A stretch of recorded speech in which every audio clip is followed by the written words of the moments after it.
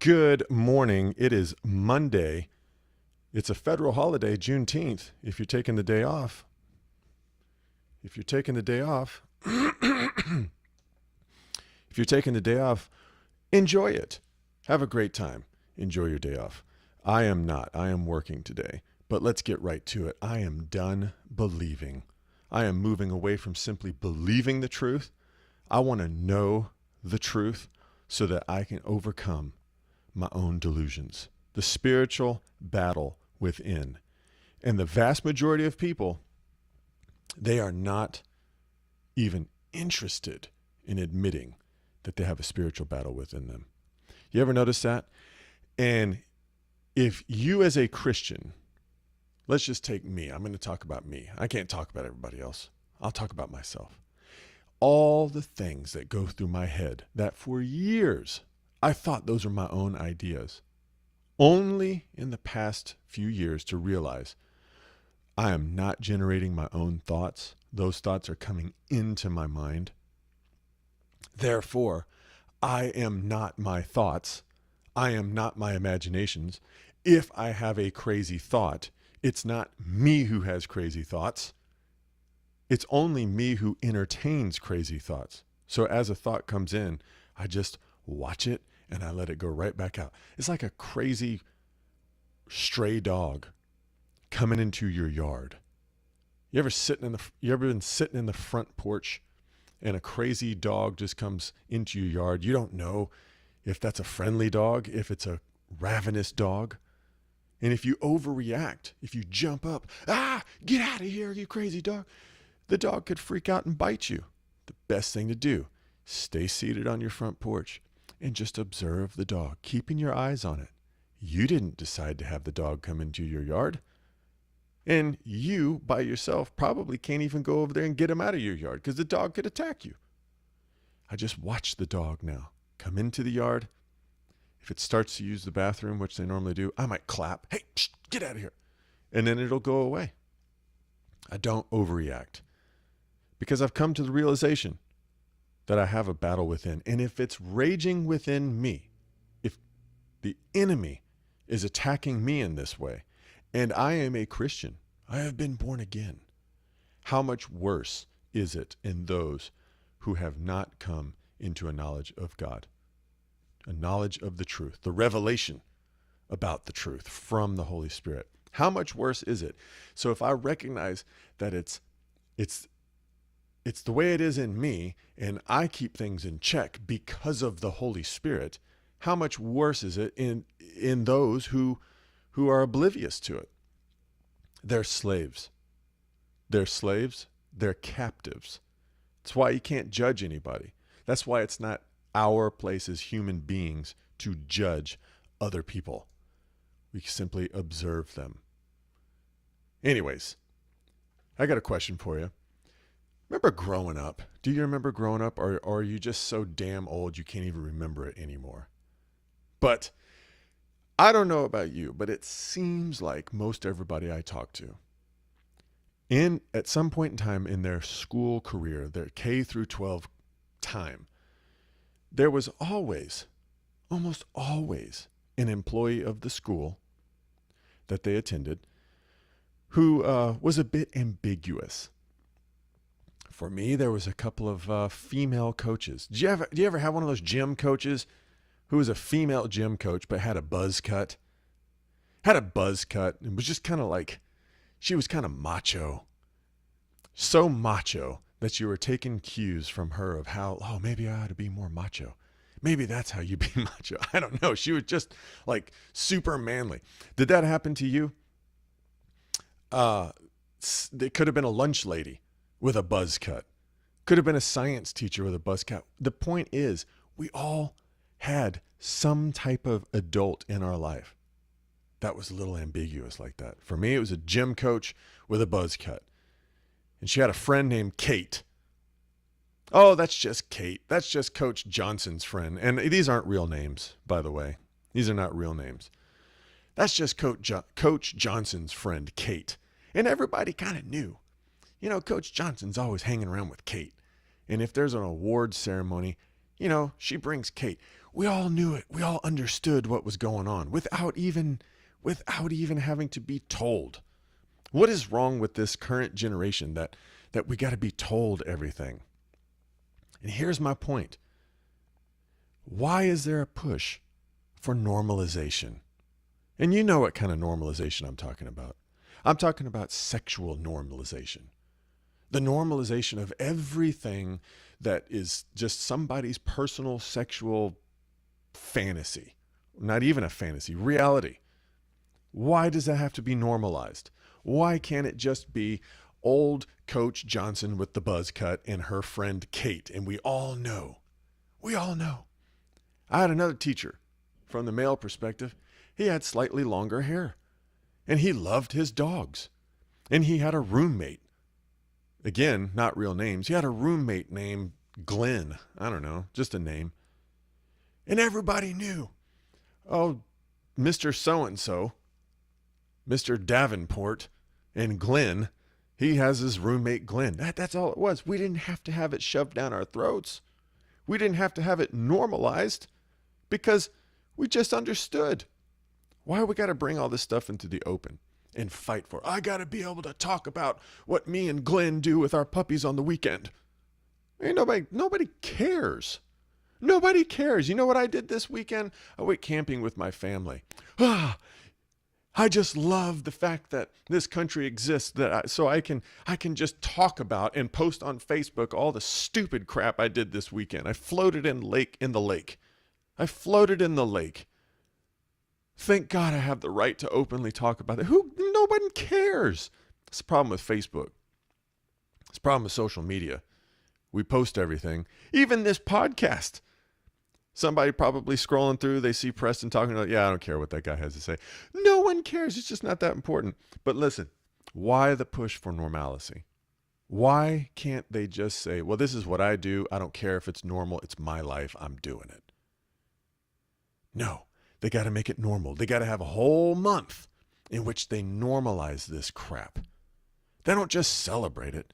They don't just put on chaps and march down the streets of San Francisco. No, it's normal. Listen, here's a news story I was reading this morning. Read through this real quick. The headline, Texas GOP, their new platform. Apparently the Republicans here in Texas had some kind of convention over the weekend, on Saturday, I suppose. Anyways, they drew up some new guidelines for their platform that calls homosexuality abnormal. They're going to openly say it. Okay, kudos to you guys. Thank you, Republicans. I wasn't really considering myself a Republican anymore these days, more of just a conservative. But if you guys are going to do some things like that and take a stand and actually draw a line in the sand and say, hey, this is where we're at, don't have to agree with it.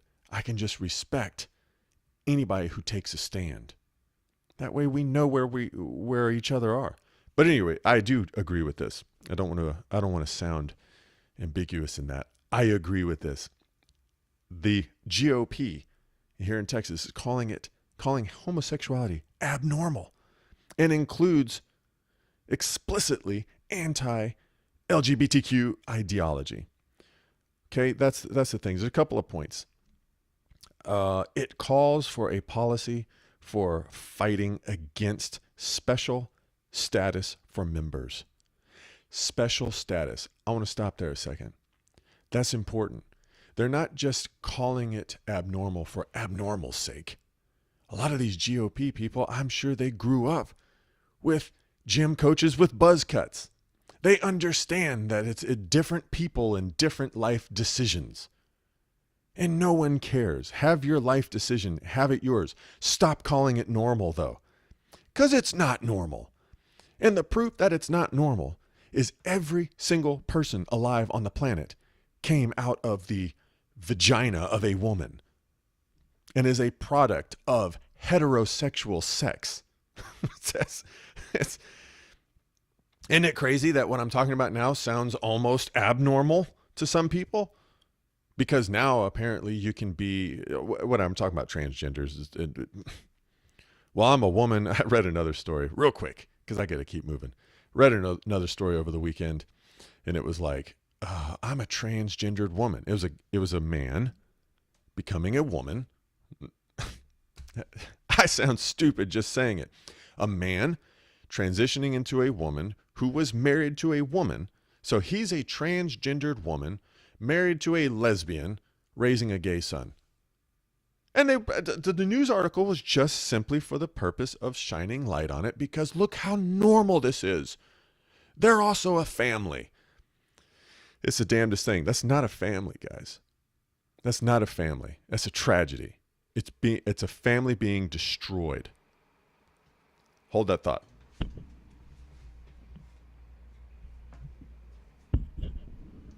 And I'm back. Let's keep going. Special status for members. Keep that in mind. If the GOP is putting language and stuff into their platform that's going to fight against special privilege for LGBTQ members, special status rather, that means that there is a push and a movement to establish special statuses for people of a different personality or a different people group. That sounds bad to me. Okay. Special status for members of the I can't even say it, the abnormal community, according to the GOP. So Facebook, YouTube, don't get me in trouble. I'm only reading a news story. According to the GOP. For those who oppose homosexuality. Oh, okay, here it is. What is it? I got ahead of myself.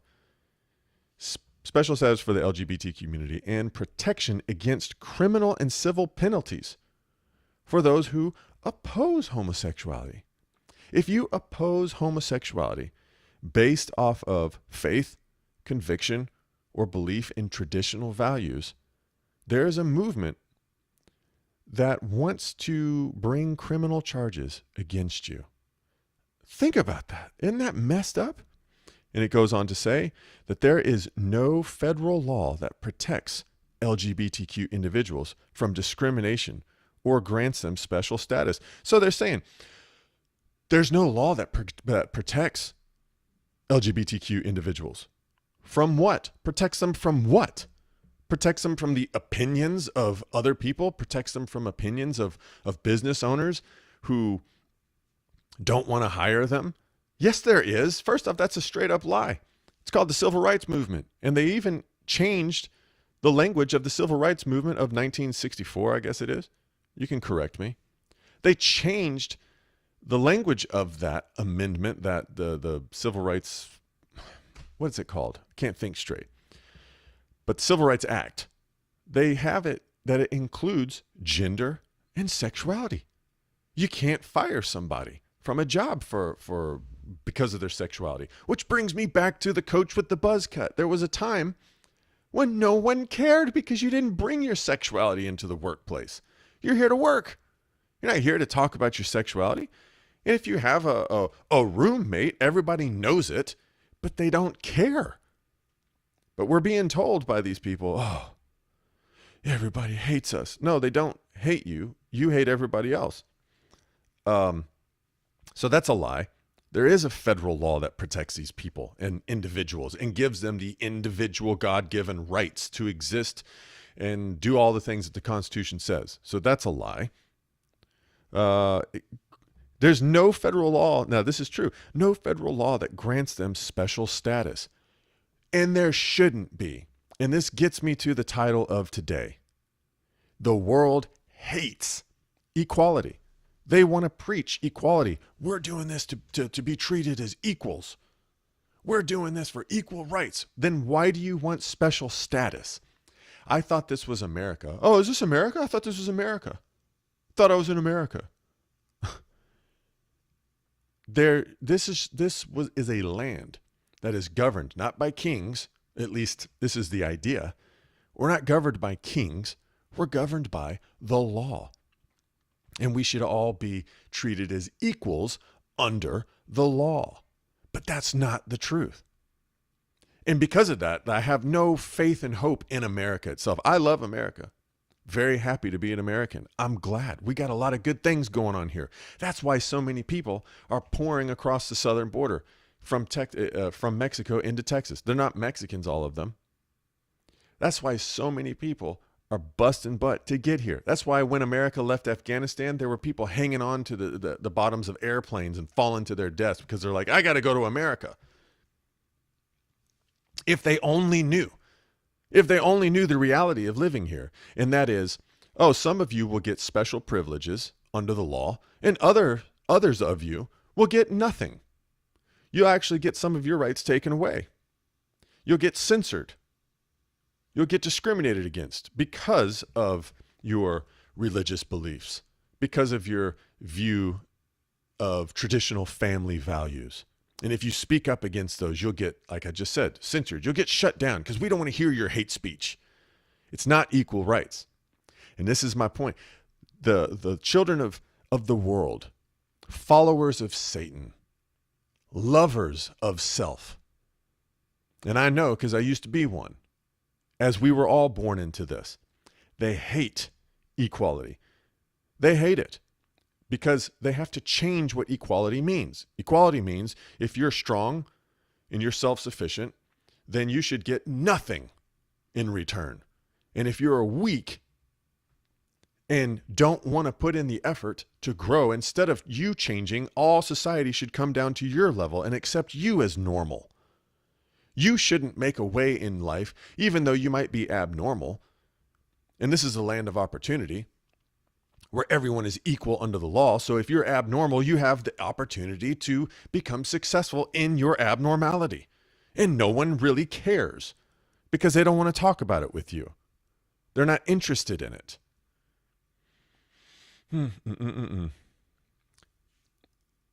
True equality exists under God's law. And that's why the world, the followers of Satan, those who are under the delusion of Satan, just like Eve, she ate the apple. She was delusional. She was deceived. Right? So anybody who is a child of Eve is deceived into doing these things. They think what they're doing is right. They're wrong. And they can't see it. That's why I have my little catchphrase at the beginning of the show. I'm done believing. I got to start to know the truth. I want to understand it. I want to know it intimately so that I can overcome my own delusions that were put there by Satan because I'm an individual and I got to work out my own salvation. Not, well, I'm glad I was adopted into the right church or the right religion. Therefore, I'm going to have everything work out for me because I made the right decision about religions. It's crap. It's total crap. God's nature is his law. He's not imposing laws on us. Not rules for you, but not for me. Rules for thee, but not for me. I think that's the old expression. We got politicians being pulled over, being stopped, being arrested for DWIs. And a little slap on the hand because they're stinking rich. It's not equality.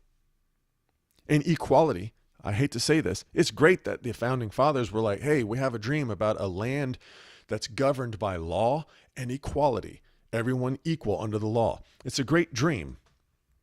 But I'm sorry, it just doesn't exist. It's not going to happen on this side of the resurrection. We can aspire to it, and I can appreciate it. But it's just not going to happen, guys. That's why we have to turn towards God. That's why we have to turn inside and say, look, okay, the outside world, there's no hope there. I got to work on me. I got to come back. I got to figure out the real me. What's going on with me? This is my life. This is my eternal situation here. Right? And God's nature is his law. Therefore, if you want true equality, if you desire equality, this is what you do. You go and you learn God's nature. You do that. And we're going to be judged by God. All on equal terms.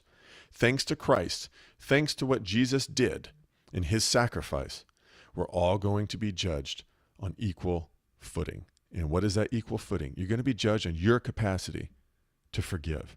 If you can't forgive somebody, then there's no chance in hell you're going to be forgiven of all the crap you've done. It's not going to happen. I got to wrap this up. What is God's law? It's his nature. What is his nature? His nature is patient. So be patient. Be like God. Jesus already told us this, but a lot of people want to explain it away. A lot of people want to skip over this part when Jesus talked like this. Be holy. Be perfect as your heavenly Father is perfect. And they say, oh, that's just a metaphor. Right after the Sermon on the Mount, Jesus is talking about this, and people kind of like skip right over it. But he tells you, be perfect. And later on, his disciples are like, wow, who can be saved if that's what it takes? And Jesus says, with man, there's a lot of things that are impossible, but with God, nothing is impossible, including you being perfect in the eyes of God. Be patient. God is patient. That's his law. God is never changing. That's his law. He has integrity. That's his law. He's silent a lot of the time. He's not just throwing random crap out there. He's not just talking to hear himself talk. And he speaks in the silence. He speaks with wisdom. That's his law. He's loyal. If he says he won't leave you, he doesn't leave or forsake you. He doesn't, if you screw up and do something wrong, he doesn't say, well, I tried, I'm out of here. That's why he doesn't understand divorce. That's why God does not acknowledge divorce. That's something that hard-headed, hard-hearted humans do. He allows it because he knows that our hearts are evil. He's loyal. That's right. He creates things. He doesn't destroy things. If he does destroy something, it's to make room for, it's not really destruction. It's, demolition. Got to tear out the old so that you can fix it up, make it new. He's an individual.